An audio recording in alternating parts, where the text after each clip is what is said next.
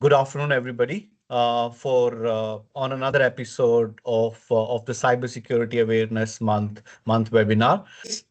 Allow me to introduce and welcome our guest, David Shipley of Beauceron Security, and Michael Joyce, Executive Director at H2CP. David and Michael, welcome to our webinar today. And I was reading, you guys' introduction, and usually I read the introduction, but the introduction is really interesting. So I would allow you guys to introduce, yourself. Maybe I start with David, and then we go to Michael. Sure. First of all, I am a proud UNB alumna. I actually graduated in 2005 with a Bachelor of Arts in Information and Communication Studies. I am not a computer scientist. And in 2015, I graduated with my Master's of Business Administration from UNB Fredericton, which is still the liberal arts. And I like to think that I get to live now at the intersection of the liberal arts and technology, and it's a pretty cool place to be. I used to be the director of strategic initiatives for the IT department at the University of New Brunswick, where I was responsible for developing our first comprehensive cybersecurity strategy, and was also the part of the very small firefighting team that dealt with the hundreds of different cybersecurity incidents that a university of UMB size will generate. Fun story before we get started. Probably the most stress in my life came from Ali Gorbani when he announced with a couple of days advance notice that he and the RCMP were going to have a press conference and celebrate the busting up of an organized Russian crime botnet. And we had a very short window to batten down the hatches and prepare for a counterpunch if one was to arrive. And I still remember that with a mix of still fear and amazement that we did not. So excited to be here, and excited to be here with Michael, who we've been working with the last couple of years and helping provide data to help fill in the blanks that exist on the human side of cyber. And I'll throw the baton over to Michael. Yeah, hi. It's wonderful to be here. It's great to be here for these sessions. In terms of my background, my first proper job was as a sysadmin for a federal engineering company in Australia.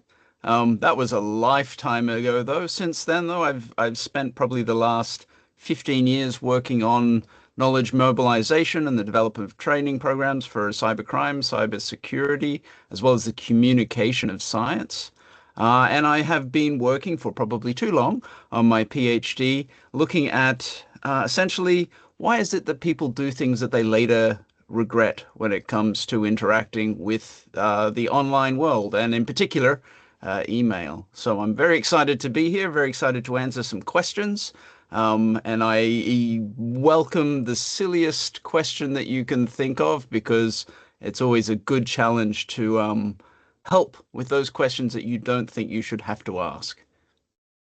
Thank you. So Thank you, David, and thank you, Michael. And I would say that, humans are the weakest link of the cybersecurity chain. So I'm really excited for today's topic. And with this, the floor is yours, and I'll be in the background. let's dive into that a little bit. So first of all, many practitioners in our field don't actually know what the word cyber even means. If you ask a little bit, and I've been around the world and I have asked this question to literally thousands of people, and rarely I will find someone that has a little bit of the history of it. When we think of cyber, we often think of the field of science fiction and cyberspace, and Canadian American author William Gibson. And he absolutely did conceptualize this idea of this shared hallucination. And he didn't invent it, though. He borrowed it from the very rich field of cybernetics, which is the study of command and control in the animal and the machine. And Norbert Weiner, the father of this field, who is very, very interesting, he's a mathematician philosopher. Right? You don't often see that combination. And in this new field, which they wanted to study these interactions, they chose an obscure Greek word to be the root of this new science. They chose the word kybernetes, which means the helmsman or the steersman on an ancient Greek ship. And they chose it with reason because it perfectly illustrated three equally important concepts we have to study to understand cyber. First, the human being at the back of the ship. Second, technology, the oar, the rudder, the steering wheel. And third, and most difficult at all, control. Now, traditionally, when it comes to technology and when it comes to cyber, the story has been let's use technology to control humans. They're perceived as the weakest link. We have done that for 30 years. And arguably, if one was to take a business look at this, where we are spending now $250 billion plus per year, and the results are worse than when I started Beauceron in 2016, and we were spending between 50 and 70 billion. And there's a variety of reasons why they're worse, but one of them, I would argue, is that we keep trying to out-tech the human part of the problem. Now, the day that technology builds itself, Ray Kurzweil's The Singularity is a good example. I truly believe our cybersecurity problems will not be the biggest problem facing humanity. We will have a whole new, bigger set of problems. But until then, we have to do more to reach out to this field, to the rich, deep knowledge in the social sciences, which are often erroneously referred to as the soft sciences. I was listening to a podcast that Michael did recently. Trying to understand people is hard. What we're about to share with you today is scratching the teeniest, tiniest surface of this. But in that work, there is value. Our mission at Beauceron is to help put people in control of technology because we believe that is the best way we can help people make good choices to reduce their risk, but also to thrive in a digital world. And we can't do that unless we're driven by the totality of science, the human and the technology. And we also can't do it alone. We know that we don't have all the expertise. We're a 40-person company, and we need to advance the state of science in this field, which is why I'm so excited to partner with Michael, because in this, we've learned things. I've also enjoy is the interesting choice of words.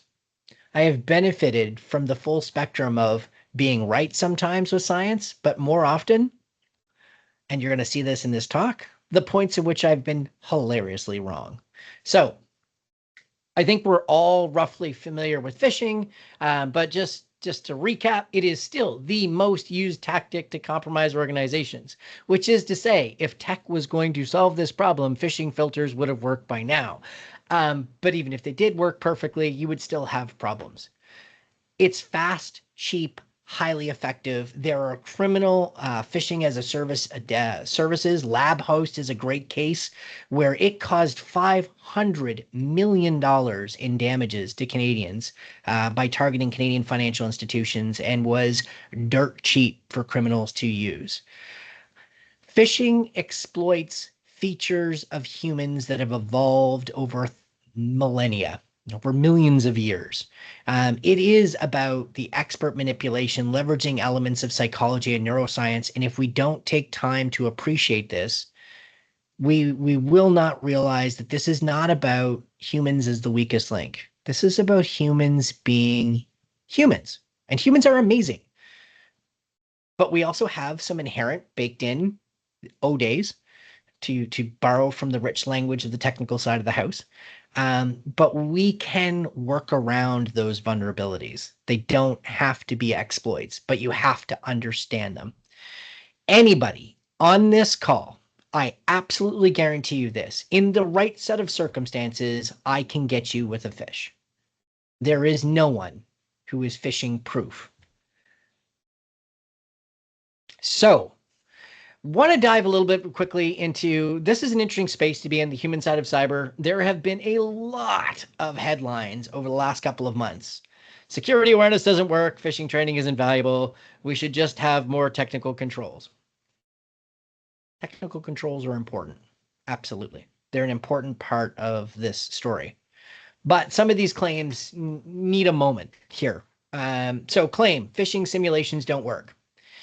Data from even the study from the University of California, San Diego does not back this claim up. What it does show, there is value in their research. Some training approaches, particularly delivering education after someone clicks on a phishing link, doesn't work to the extent that people expected. And I will tell you, the TLDR on that study, 75% of people were not on that page very long. Why? They panic. They close it out. It's an ineffective delivery mechanism. Cool. All phishing training approaches equally fail to show approach. No, there is no single study and no body of evidence to support this. For negative studies that do point out that some methods and content are not as effective as expected, others show different approaches have positive results. Crazy. Not all cars can be measured by driving a car. Security awareness and phishing simulations are not worth the time or expense. And first of all, annual security awareness training, and Michael will talk a little bit about this in some of the discoveries that he learned that helped with us. It does more than just anti-phishing. There are other values that are there. But also doing phishing simulations has an effect when people understand that they happen, when they understand that they are an observed moment. From the rich body of sociology, we know the Hawthorne effect. Hawthorne effect was from a famous experiment where factory workers noticed a bunch of people in lab coats running around, watching them. They became concerned. They were taking notes about them, so they were more productive. People under observations, behaviors change, sometimes for the positive. And one could argue phishing simulations have an element of this. So couple of recent studies that have come out. Of course, I mentioned the Ho et al. And the UCSD study. They studied the impact of training, whether it reduced click rate. They found that it did not, based on the delivery method they were testing. They did not test report rate. Now, as Michael has taught me and pointed out in other things, reporting is not the opposite of clicking. Reporting is an entirely distinct behavior that has a distinct set of motivations and cost. It takes more effort. Also, none of these studies are going to dive into what we have today, which is starting to ask people, why did you do it? And it's not to say that the answers they give are perfect data, that qualitative data gives you the exact reason. You can only infer this is what they told us, but you can still use that in interesting ways.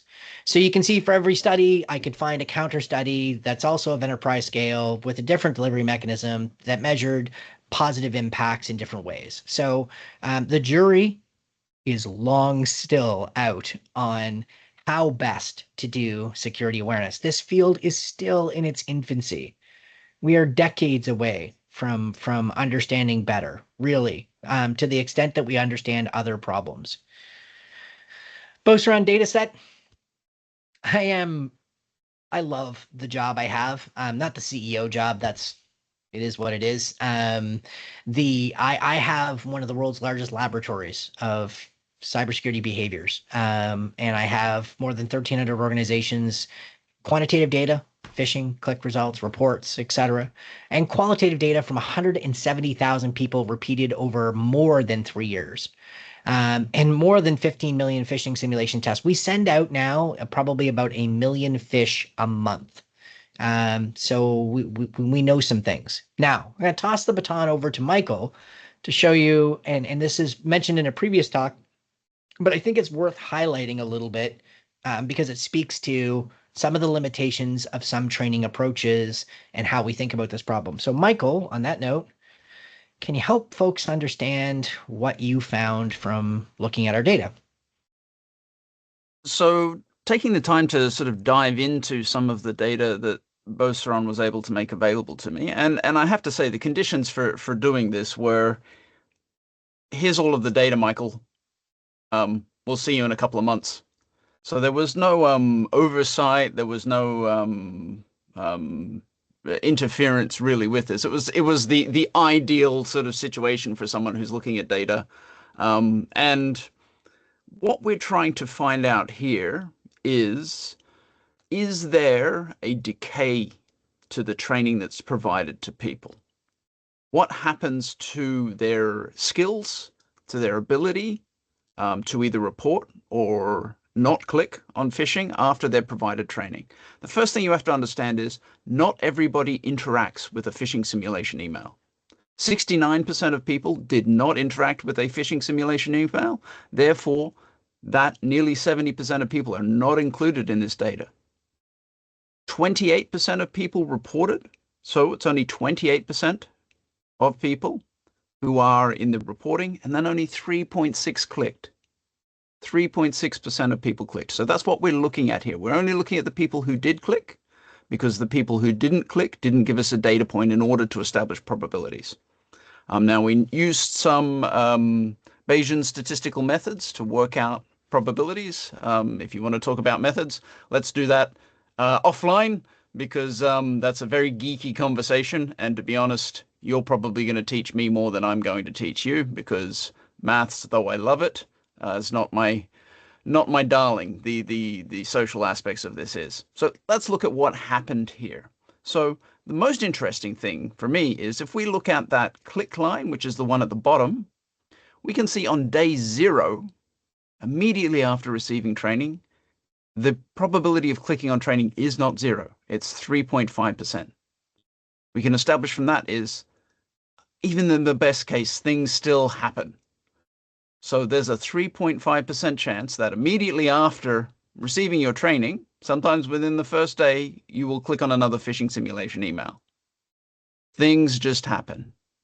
But the other important thing to note is that over time, that probability increases. After 30 days, it's close to doubled. It's 5.7%. 60 days, we're up to nearly 10%.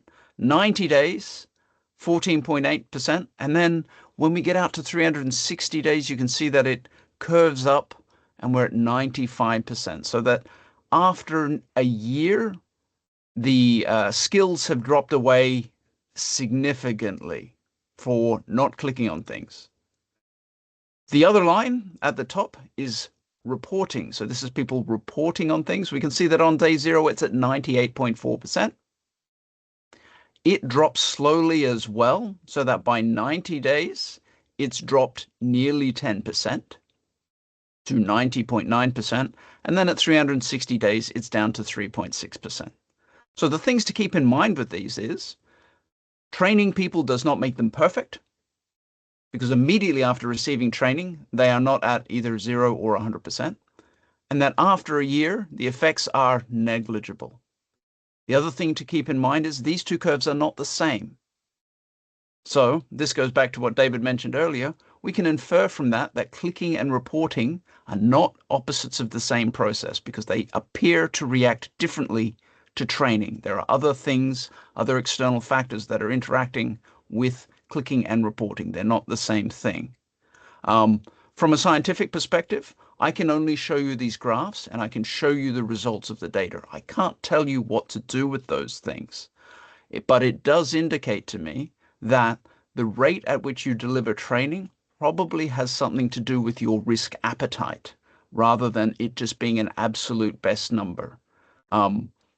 If you are happy having your skills degrade to 50%, then perhaps sometime after 6 months is what you want. I might not suggest that as a great security tool for your organization, that you let people's efficacy drop to 50%. But that's your choice for your organization. I can only tell you what the data says.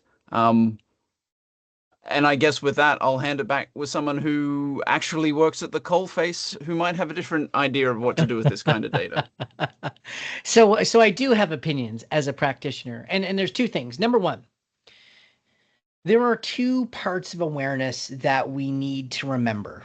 And again, I get continued gratitude from Michael, because our beneficial relationship in terms of the education, different ways of looking at the world. Because I was victim to this. I used to think awareness was stateful, binary. You were unaware, I have made you aware, done. And that is a part of the story. I genuinely did not know phishing was a thing. I now know phishing was a thing. And people generally don't forget that. Yay. But we can see here something else happens. And that other side of the coin that Michael helped me really think about was this idea of awareness as vigilance, as the willing expenditure of the mental energy to practice being safe. And keep in mind, there are competing mental budgetary demands on a minute by minute basis. I'm going to be generous there. And so it's amazing that training does last as long as it does for the level it does last when you consider the totality of a human being.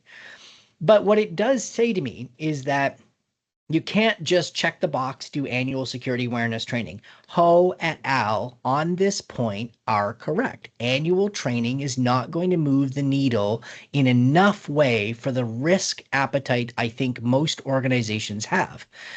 And it speaks to the need to think about security awareness not as just knowledge delivery, but also as marketing, consistently getting people to buy in to the motivational energy expense of being secure. And so, like all good marketing, you need a sharp message, but you also need the right frequency. So we're using this data in interesting ways to study how to create new defaults in our platform that do an educational intervention every 90 days as the new default, and looking to see how that impacts behaviors. So, why people click, part of the reason is making sure that they remain motivated. But let's dive into it next. And the next area is hilarious, and an area that Michael has cautioned me about for a number of years, about inferring things from data that we have. And I'll tell you where I went hilariously wrong. So, Michael. So this is the data that we have as to when people click. So what this shows us is that there is a bright spot between 8 a.m. and 9 a.m. on a Monday morning. So if we look at the entirety of the work week, going left to right there, we can see that on Sunday, there are very little clicks. Monday, we have our bright spot. It's a little bit less bright on Tuesday, quite dim on Wednesday. There's a touch of a bright spot on Thursday, Friday, and then Saturday. You can see towards the top of the graph as we're getting after 8 p.m. at night, the 20 there, there's very little clicking. Same within the wee hours of the morning up until about 5 a.m. But the brightest spot on this graph, the most clicks per hour, happen between 8 a.m. and 9 a.m. on a Monday morning. That's not to say that that is a click rate. It is not the number of clicks total from anything else. It's not per person. It's not even a measure of susceptibility, because this is just the number of clicks per hour. So this tells us something, but what it tells us is perhaps a little unclear. So I'll hand it back to you, Dave. And I will tell you all, and this is the best part of when you're honest with yourself and you're embracing the best of what science is as a process, is you go in with a hypothesis. And I was quite confident that there would be a specific set of reasons on Monday that people would give. And those would be reasons that are distinct from the other aspects of the time. And we'll show you what people told us about the reasons they clicked. And I will show you what happens when we put my hypothesis to the test using chi-squared. And as you can probably guess by the amount of hinting I'm doing, we did not find what I was hoping to find. And the search continues. But we'll get back to that in a little bit, just to tease that. Now, the next thing that we learned from Michael's study of our data independently was this concept of security fatigue, that too much of a good thing can have consequences that are not necessarily what you would anticipate. So in Michael's research, he went and looked at Security Awareness Month and whether we saw beneficial gains from that. And in his research, we saw an increased frequency in our customer base during that period, and we saw a lower click rate, but we also saw a drop in report rates of phishing simulations. And what's interesting is when we looked at our data set and we looked at our phish frequency, and keep in mind, the vast majority of our customers use our default, which recommends monthly, randomized, adaptive difficulty phishing. And they have the lowest click rate. They also have the best report rate. That when people do more than monthly phishing, so weekly, bi-weekly, I haven't yet run across anyone doing it daily. Super don't recommend that as a practitioner. But you can see the click rate reductions were not as beneficial as monthly. And the report rate was significantly less, statistically significantly less. And so this is what we believe is further support to Michael's hypothesis around security fatigue. After a while, you can oversaturate people and they tune out. So that's interesting. Now, diving into some qualitative data, and we thought this was really, really interesting. First of all, when you go back to classic psychology, there is a rich body of well-documented cognitive biases, and I am going to fully admit there are a few here that I'm cherry picking from. But with the questions that we asked on the survey, which is, one of the ones is, do you feel like you're a target for cyber criminals? People who responded strongly disagree. I'm not a target. They clicked on phishing 37% more, and that's interesting. So we've developed some targeted education to see if we can change some of those attitudes as measured over year response changes. Did we see any changes consequently in lowered click rate? That's an interesting way of maybe it's not just about targeting. You need to know the sender. You need to know the subject line. Maybe it's about targeting attitudes. Maybe it's about making sure that people think, yeah, this can happen to me. And one of the frameworks that Michael's introduced us to is this idea from classic criminology of protection motivation theory. And there are two sides that maybe, Michael, I'll toss it quickly over to you to talk just about PMT at a high level. Sure. So protection motivation theory is the idea that your motivation to protect yourself from harms, be it crime or fire or any other kind of thing, is a two-stage calculation. First, you work out the severity of the harm that's likely to come to you. You work out the probability of the harm that's likely to occur for you. And this is your perception of it. It's not actual reality. Actual reality of probabilities is reading the future. We can't do that, but we try by having an impression of what we can do. But the other side of it is we work out what we can do about it. So is there a way to mitigate that threat?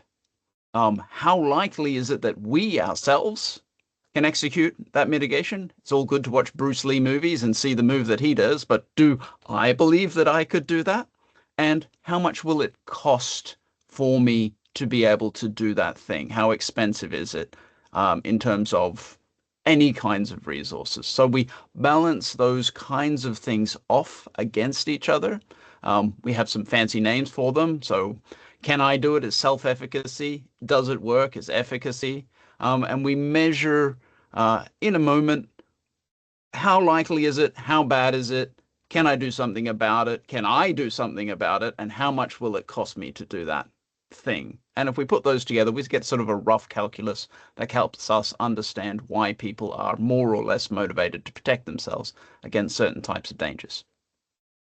And we have a new survey instrument. We're still testing some of the data for any statistical outliers. We've updated the 28 question questionnaire that we have, but in the early indications, we continue to see strong evidence supporting the use of this framework in this space. And there are other academic papers, there's a body of this, that have explored the benefits of using this theory. And we think there's great promise. We're seeing the best thing that I can say that I've learned about science through this journey over the last couple of years is replication is a magical thing.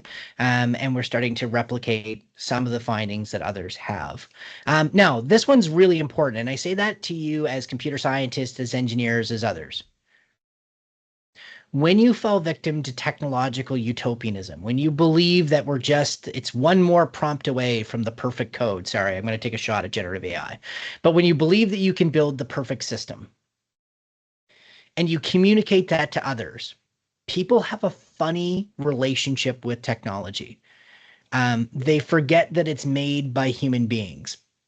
And it's just as flawed as the beautiful people that created it. And they place in it an unearned trust, a belief in perfection that cannot exist as long as it's made by humans. And so we discovered something really interesting.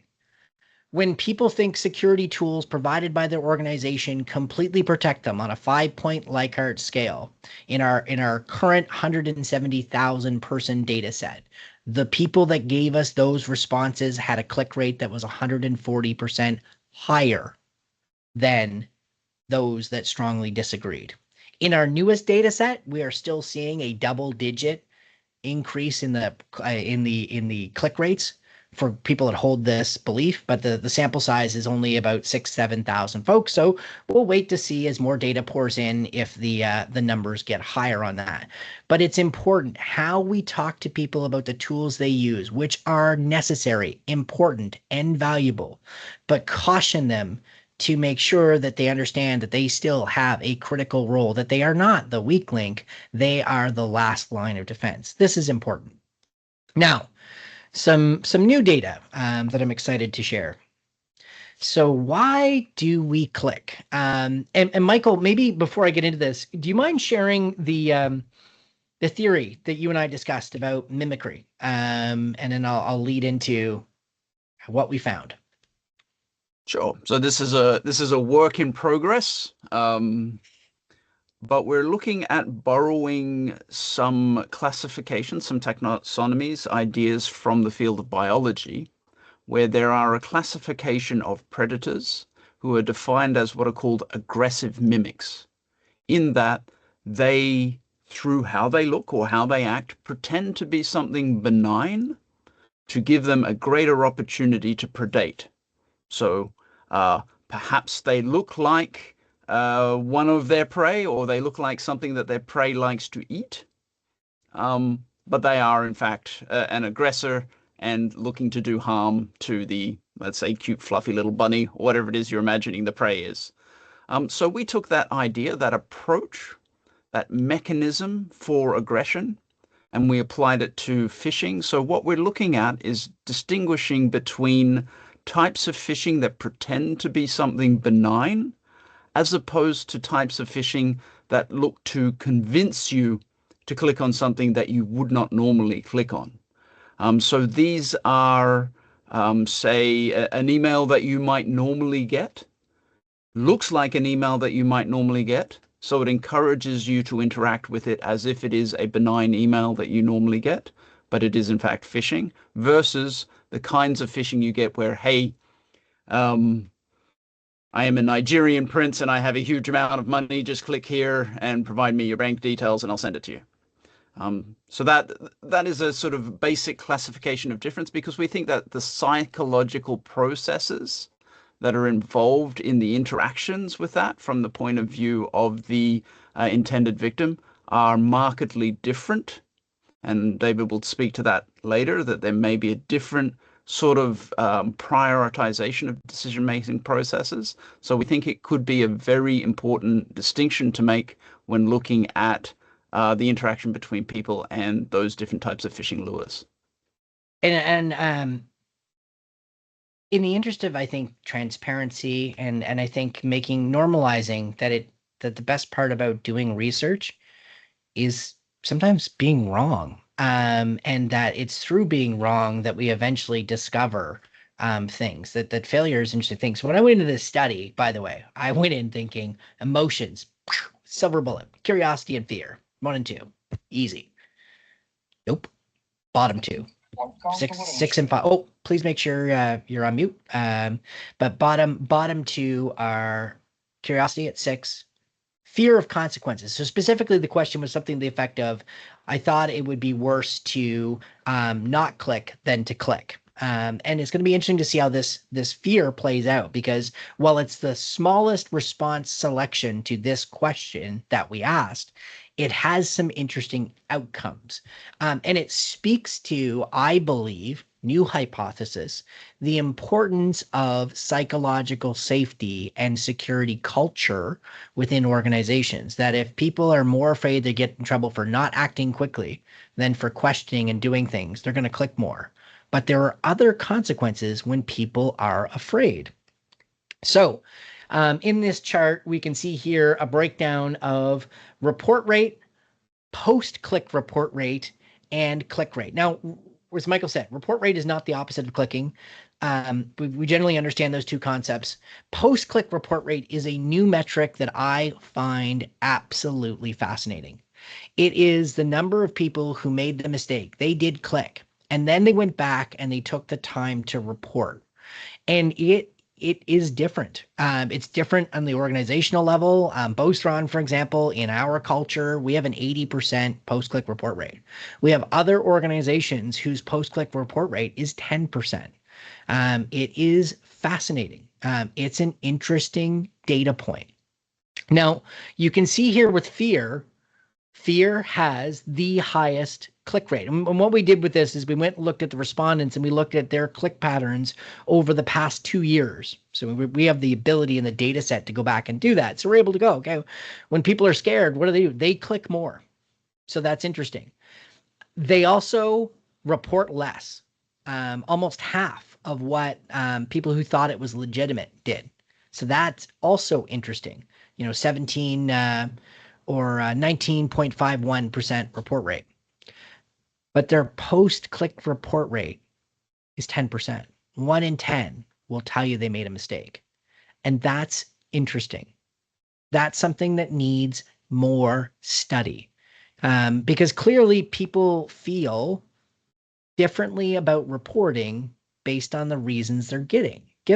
It's interesting, right? Those who, I'm going to look and see at the highest report rate, I think it was expectation. Well, they're pretty much tied. Expectation, legitimate, 35%. They feel more comfortable. Even those who are rushing feel more comfortable. Those who are curious are more comfortable by a wide margin over those who are afraid. So I find that interesting. Now, we asked people, did you feel anything when you clicked? And this is the aggregate result. So over the time the survey was delivered, what was the responses that we got? And again, I expected more impact from the emotions. But you can see here, 44% of people said, I didn't feel anything. That's interesting. 24% didn't remember. And that's interesting because that's the second time we asked that question. If we go back to the other study, it was about 22% said they didn't remember. So, we're asking the same thing and we're getting relatively the same answer back. So that's fascinating. And then there's an interesting split. So 67% of people didn't really have an emotional response to these phishes. I'm just trying to move my Teams icon here. It's just kind of in the way of my notes. There we go. So 67% of respondents either felt nothing or could not recall, suggesting low emotional engagement with the email. And then 16% of respondents felt positive emotions, happiness or surprise, while 17% felt negative emotions. Now, we did something interesting. We're like, what happens?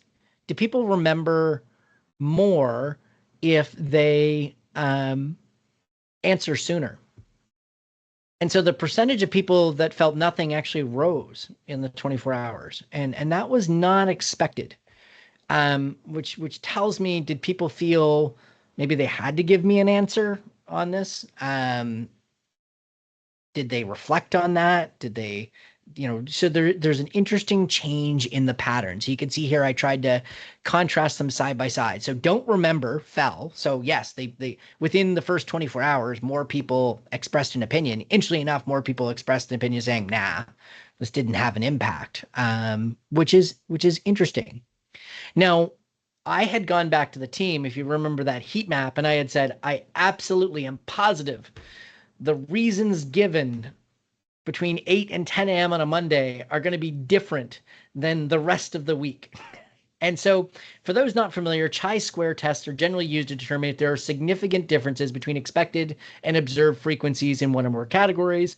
In this case, chi-square tests are used to determine if there are significant differences in click behavior based on the time of day and day of week of the click, with p-values indicating the probability of observing this data through random chance. A common threshold for significance is 0.05 or 5%, and a p-value below this threshold suggests the observed differences are statistically significant or are not significant, and are a p-value suggests that, a positive one, that there are observed differences that are statistically significant and not due to simple random chance.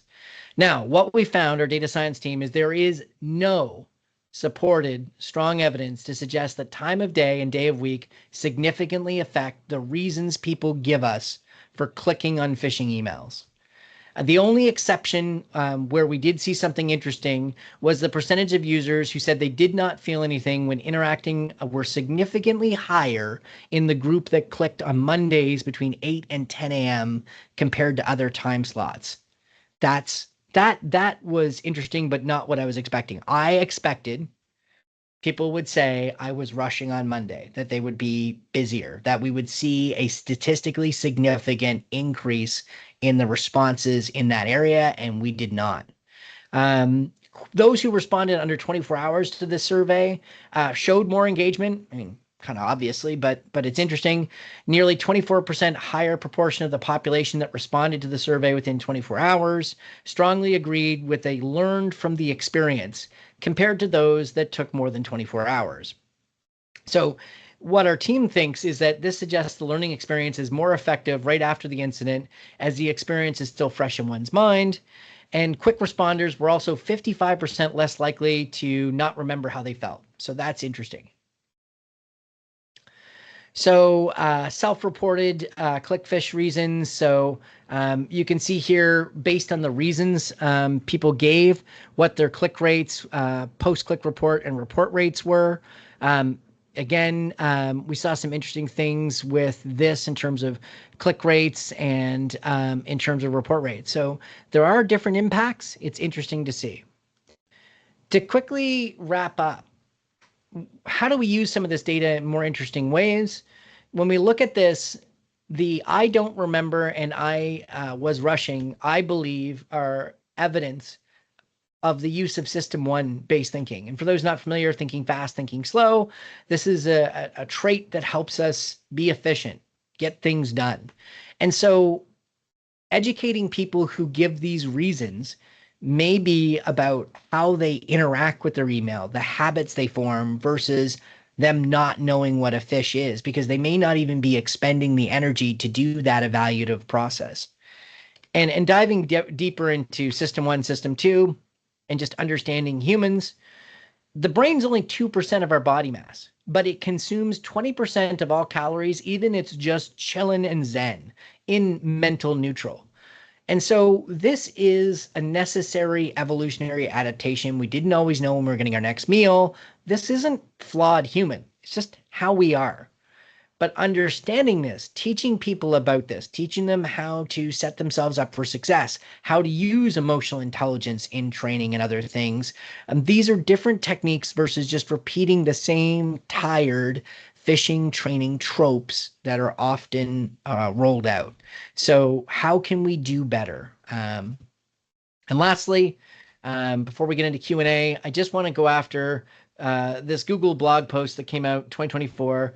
Phishing tests are like fire drills. Our data showed that the vast majority of people felt that they learned from the experience. 70% plus felt it was beneficial. This, by the way, replicated an interesting study. The study was called Employees' Attitudes Towards Phishing Simulations. Quote, "It's like when a child reaches onto the hot hob." And the quote from that study I thought was interesting is, quote, "We could not find evidence that employees feel attacked by their organization as previous studies suspected. On the contrary, we found a majority, 86.9%, had a positive or very positive attitude towards phishing simulations." Fascinating study. So claim, there's no evidence to support phishing tests result in fewer incidents. Yeah, there are peer-reviewed studies, industry data, our data. They have a benefit. Phishing tests bypass email filters, so they're not realistic. We're not trying to test the email filter. If I want to get by your email filter, I can. Increased load on the incident response team. Literally one of the few cases where I'll say AI is awesome at this because we've done it. So it's not a reason not to do it. Employees are upset. This is the Helen Lovejoy argument. Won't someone please think of the children? 86.9% have a positive or very positive attitude, and 70% report learning. Interesting enough, those in our study, which was 13% strongly disagreed that they learned from the experience, they were very honest. They had the worst click outcomes. They did not learn from the experience. And at large enterprises, people can get overfished. Yeah, we'll coordinate that stuff. So with that in mind, and with the eye on time, I will stop sharing. I would love to take your questions. And as Michael said, as silly as you want to be, as open and transparent. Ask any questions away. I've tried to demonstrate throughout this talk my vulnerability and all the things I've been wrong at, and I continue to be wrong at many things, but I continue to learn at a rapid rate from mistakes. So please feel comfortable sharing your question. Thanks, David, and thanks, Michael. If now I ever decide to work for the Nigerian king, I know, I mean, when to send my spam emails, likely on a Monday morning. On that note, we'll move on to the Q&A. Q&A today. It seems we still have a little over, 10 minutes, so we can take a few of the questions. I'll read the first question. Based on your finding, what surprised you the most about why people still click on the phishing links, even when they had the prior awareness trainings in their organizations? So I'll start, and then maybe Michael, you can add in. I think I have come to appreciate the human being as a biological, psychological construct much more through the work that we're doing. I'll be honest, like my first IT job was in a help desk, and I had the PEBCAC bias. For those who may not be familiar with that acronym, it says the old IT trope of the problem exists between the keyboard and the user. Ha ha ha, stupid humans. Humans are not stupid. We are evolutionary miracles. We are still the most intelligent form of life on this planet, and we are far better than AI. But we're also human. We got a lot going on, and there are limits to training. And there's an understanding here that this isn't just educate the user. I will beat them into compliance with the sheer force of knowledge. This is understanding motivation. It's understanding complexity, and it's about being human to humans. Michael? I mean, the interesting thing for me was the difference between different types of actions that people take with regards to the phishing emails. And one thing I want to just interject here. We're looking at phishing as one of the outcomes of the training that people receive. Training isn't only for phishing. Training does a whole lot of other things, and phishing is only one of the outcomes, one of the tools that people use that training sort of deals with. So training helps from a legal standpoint so that your organization is able to say, yes, you did understand the rules. Yes, you did understand the practices that you were supposed to do with regards to your IT, and then you chose to do something malicious. Therefore, we're going to let you go. It's a lot harder legally to say that when the person says, well, I never read the policy. So a lot of training helps from that, just that basic standpoint, but then it also helps people understand what scams are when someone uses the telephone to call them and ask them to change a digit in an account number, things like that. There's a whole range of things. It helps them engage with the security team, view the company as something that they need to interact with. And that is a way of sort of prefacing what we started to find with these reporting versus click rates is there's something else at play with these report rates, that it may be that report rates reflect how they're feeling towards the company, because it shows a willing to give back, to contribute, to talk to the organization, to say, hey, I found a bad thing here, save my fellow employees for it. We don't know that for sure, but it's certainly not the same as just saving yourself by not clicking on a phishing email. So there seems to be something else at play here, and that wasn't something that I came into this expecting. I expected to see reports as the opposite of clicking, and it's very much not that. It's an indication of a whole other set of things that are going on with regards to cybersecurity in organizations. And just to add in on that, like in the work that we've done, when people feel like when they tell us on a 5-point Likert scale that their actions matter, they feel like their actions matter in terms of protecting themselves and the organization, they click less measurably. They report far more, as much as 3 times more than those that don't feel they matter. Reporting does tell us interesting things. And reporting also tells us, hey, people know how to do the thing. They know to go up, click the report a phish mechanism. So training worked, but they're also motivated enough to do it. And something else that's really important is that it has to be useful.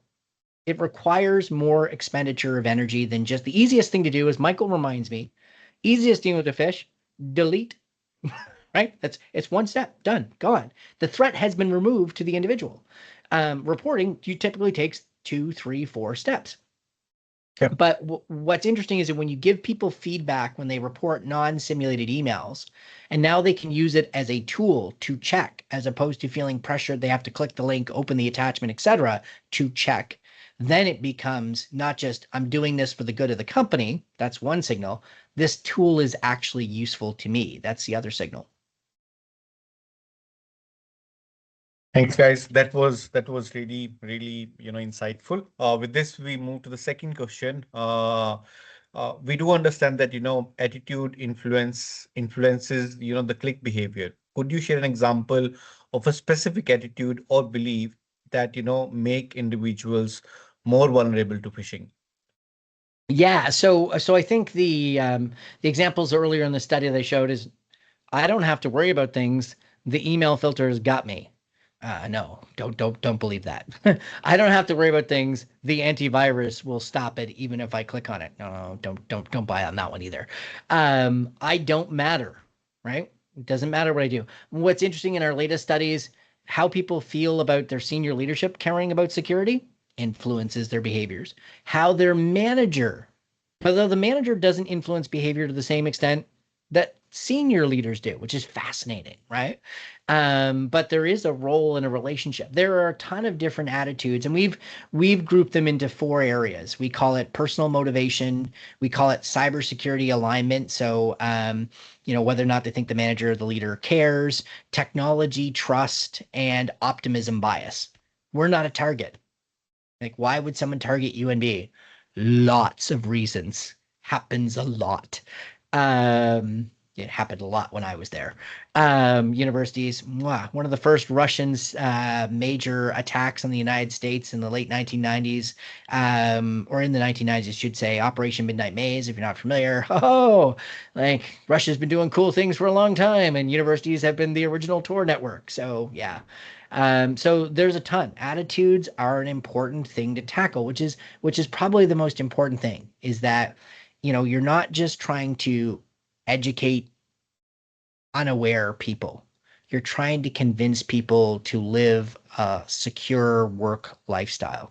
Oh, and if people feel like their employer actually cares about them outside of work, they also have different click and report behaviors. Isn't that interesting? It certainly is. David, with this, we come to the last question. I think we can still take one more question. So, with the question is, do you think that the fear-based awareness campaign still have a place, or the organization should completely shift towards an empowerment-based approach? Um, More research is required, but my friend Jessica Barker has been quite adamant that fear-based appeals have a short lifespan. This is known from other literature, and they make sense. Like, people will tune you out over time. But I also think that given what we've learned about fear as a driver of click behavior and as a driver of non-report, even when a mistake is made, I think it's imperative we move beyond fear. We have to be real, but we also have to use frameworks like PMT to say, okay, like, how are we helping people realize the threat is significant and worth the energy? And then how do we make sure they feel like they can do something about it? This is the self-efficacy point that Michael had made earlier. And we're seeing some early evidence that supports in our newest survey, people that feel confident do far better. They click far less than the others who do not feel confident. So boosting that confidence, and I just don't feel that fear is a way of boosting confidence, of helping with self-efficacy. Maybe it temporarily jazzes the threat awareness, but I don't think it has a positive impact on self-efficacy. I don't know, Michael, if you have any thoughts. I mean, the information that we have about what happens to reporting behavior I mean, it indicates that there is an important difference there. I mean, if you scare people into saving themselves, it may be different from empowering them to save others as well. And the more effective your technical controls get, the more you're going to rely on your employees, people within your organization, to let you know that those technical controls haven't functioned in the way that you expect them to in an ever-changing cybersecurity threat landscape. You need your people to tell you that something weird is happening before it becomes a major problem. And I just want to add one last thought for all those who are still hanging on. Thank you. And for those who are going to listen to this later, particularly if you come from a computer science or engineering background, Michael's October podcast and cybercrimeology. I highly encourage you to listen to it. He is a brilliant researcher from MITRE in the U.S., and I think there's an opportunity to learn about how we need to have a multidisciplinary approach, some of the challenges you may face coming as a technical background, learning about the social sciences and being aware of those challenges, how you might overcome those. Because I think your careers in cybersecurity, if that is what you choose to pursue, are going to require you to reach into the rich body of knowledge of social sciences, behavioral economics, psychology writ large, biology, neuroscience, and more. We aren't going to solve this problem with another AI-powered silver bullet. Thank you. Thank you for this, David. And both of you, thank you for, sharing your, your insight and your knowledge. We do understand that, cybersecurity is a multidisciplinary issue. And with this, we come to end of today's session. And to everybody else who joined us today, thank you for joining us on today's webinar. And we would be announcing our next webinar, which is on the Thursday on our LinkedIn channel. So make sure you go to our LinkedIn channel and follow so that you never miss an update. And with this, we come to end of today's session. Thank you. Thank you, everyone. Thank you, everyone. Have a wonderful Cybersecurity Awareness Month. Take care. Thank you. Thanks, Dave. Thanks, Mike. Bye.